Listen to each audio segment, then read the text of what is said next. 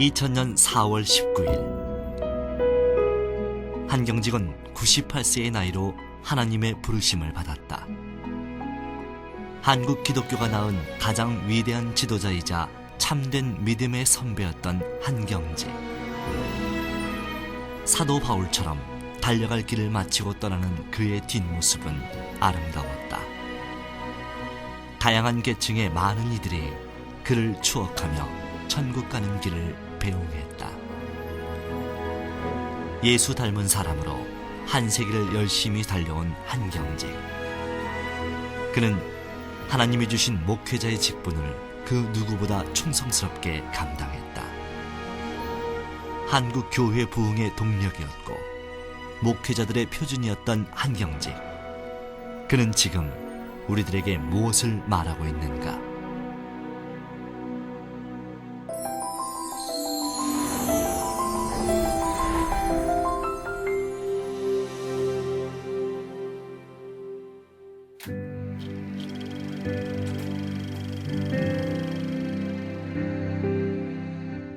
한경직은 평양에서 40km쯤 떨어진 평안남도 평원군 공동면 간리에서 태어났다.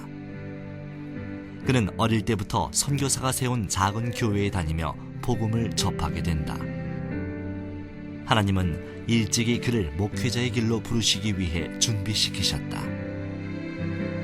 그는 기독교 학교인 진광소학교, 오산학교, 숭실대학에서 이승훈, 조만식, 방유량 선교사에게 신학문을 배웠다.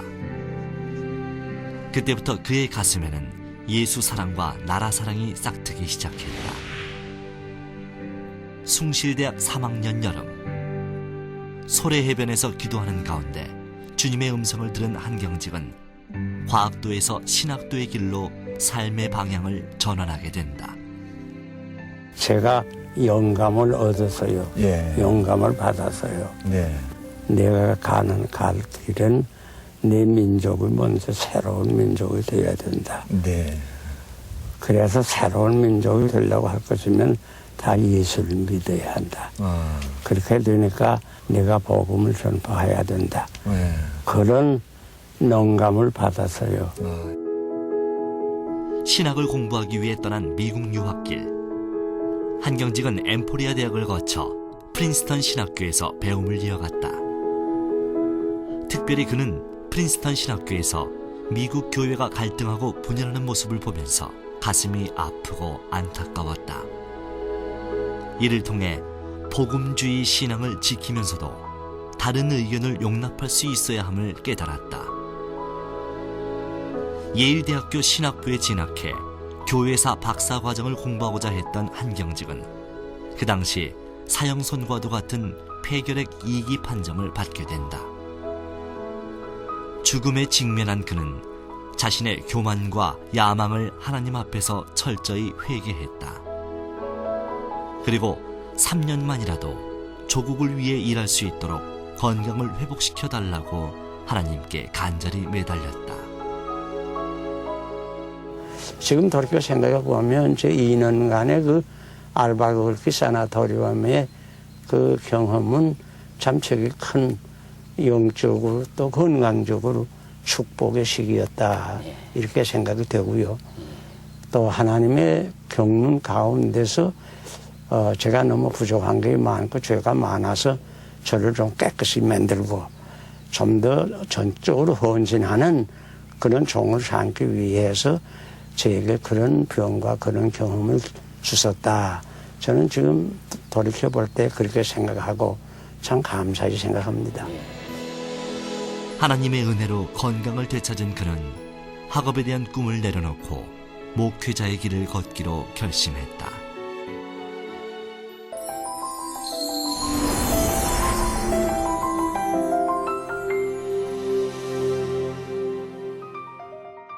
한국에 돌아와 스승 조만식의 권유로 숭인상업학교에서 교편을 잡던 그는 일제의 강요로 교단에서 쫓겨나게 된다.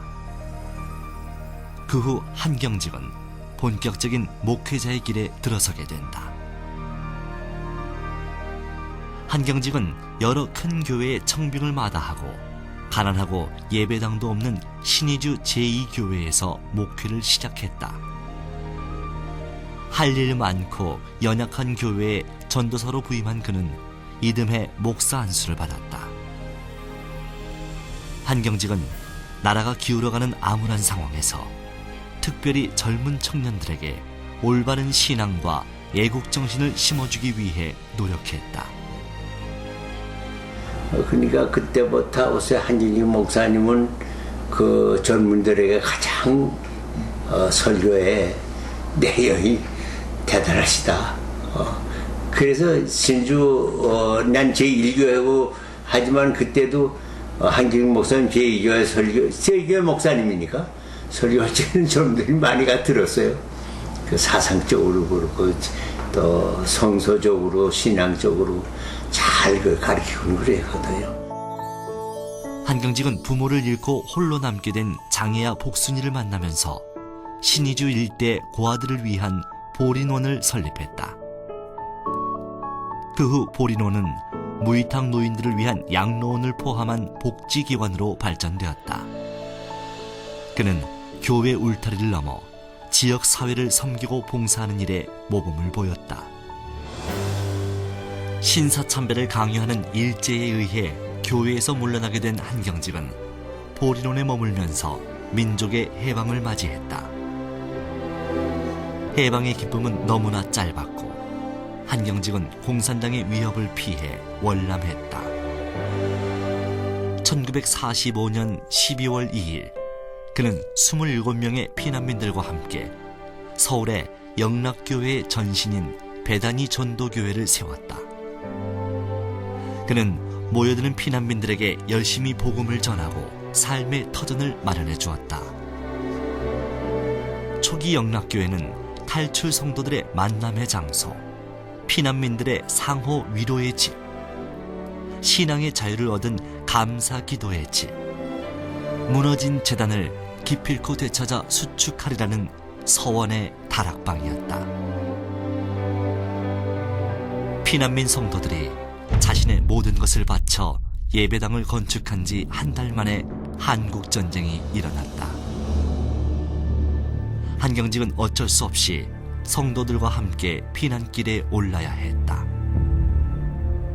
그러나 그에게는 전쟁의 슬픔에 잠길 여유가 없었다. 그는 전쟁의 상처로 아파하는 이들을 위해 가는 곳마다 교회를 세워 위로와 소망의 말씀을 전하고 다양한 구호 사역을 펼쳤다.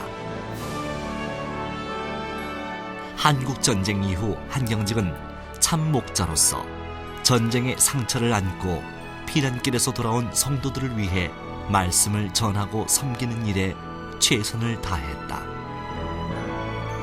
그는 영락교회를 대교회로 만들기 위해 노력하거나 수적인 성장에 집착하지 않았다. 그러나 그가 말씀과 기도로 이끈 영락교회는 한국을 대표하는 교회, 세계에서 가장 큰 장로교회로 성장해 나갔다. 하나님이 맡겨주신 양떼를 사랑하고 섬긴 참목자 한경직. 신의주 제2교회와 영락교회를 잇는 그의 목회 철학은 무엇일까? 그것은 그가 교회를 이끌어 나가면서 추구했던 3대 목표와 4대 신앙 지도 원칙에 담겨 있다. 이는 그의 목회 철학이자 평생 실천해온 신앙의 내용이었다.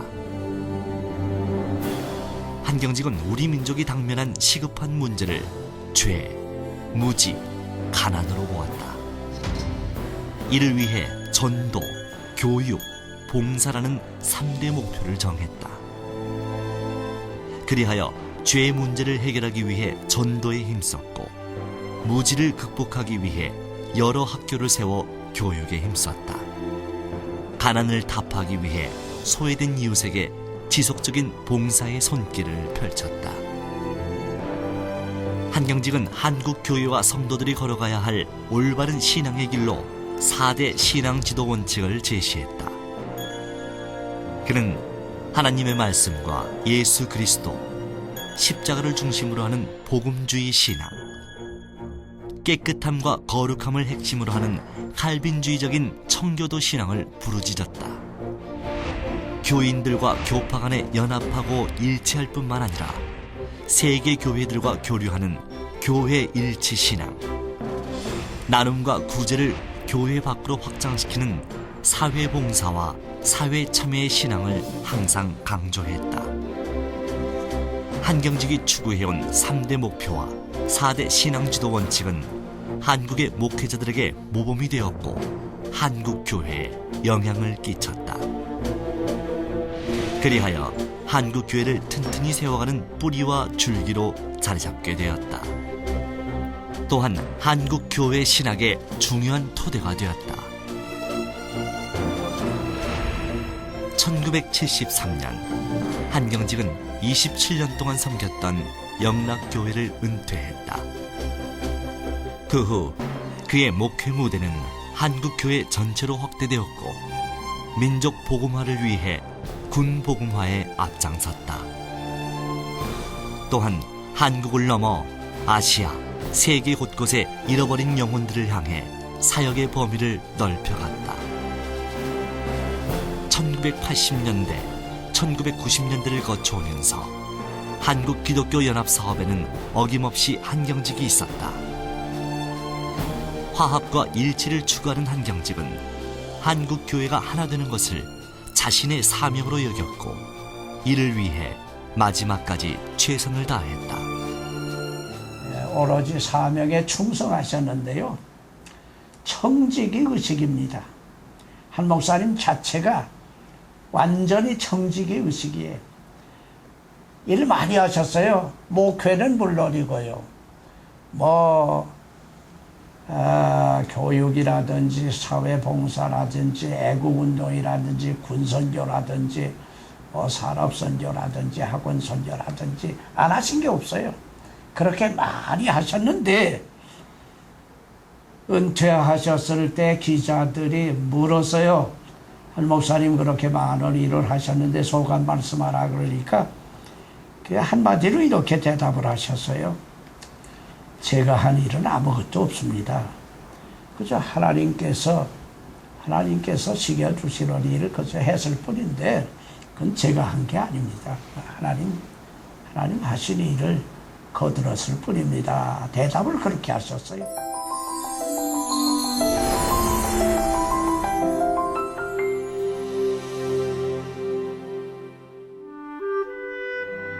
한경직은 주님의 양떼를 먹이고 치는 것이 목회라고 정의했다.